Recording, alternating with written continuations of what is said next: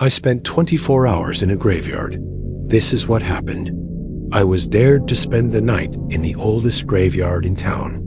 Old Town Cemetery is supposedly haunted, and people have witnessed strange things here. People have even disappeared, and their bodies were never found. Locals claim the spirits of those who died here refused to move on. And as I sat there alone, I began to feel really scared. But then after about an hour, I started hearing whispers. At first, I thought it was just my mind playing tricks on me, because it was getting late and I was tired. But then I heard it again. My name was being whispered from behind some of the gravestones.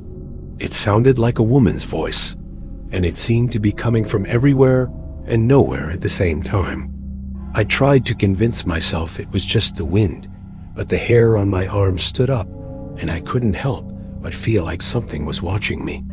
I made it another 3 hours, and just as I was thinking the scariest part was over, I saw a shadow, standing behind the angel statue in the center of the cemetery. I blinked and looked away for a second, and when I looked back, the figure was still there. I got a chill down my spine. It had been standing perfectly still in the exact same spot like a statue itself. Then it was gone.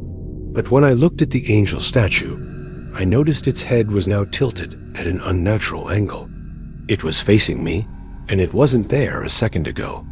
Then after another 3 hours, I started to get really scared. Something didn't feel right. I felt like I was being watched the whole time, and I couldn't shake the feeling that something was following me. I tried to keep myself busy, but every time I stopped moving, I felt a cold breeze on the back of my neck. After about 6 hours, I came across a freshly dug grave. It was new. There was no name plate, and it wasn't there when I arrived. I took a few steps back, and that's when I heard it. Someone or something was digging in the grave again. I turned around slowly, and there was no one there. I wanted to run, but my legs felt like they were filled with lead. I couldn't move. I just stood there frozen with fear as the sound of digging grew louder. And then suddenly, a woman appeared. She was standing at a distance between the rows of graves, and she seemed to be walking towards me.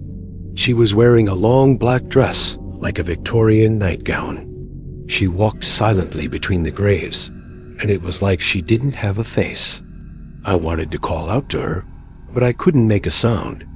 And before I knew it, she vanished.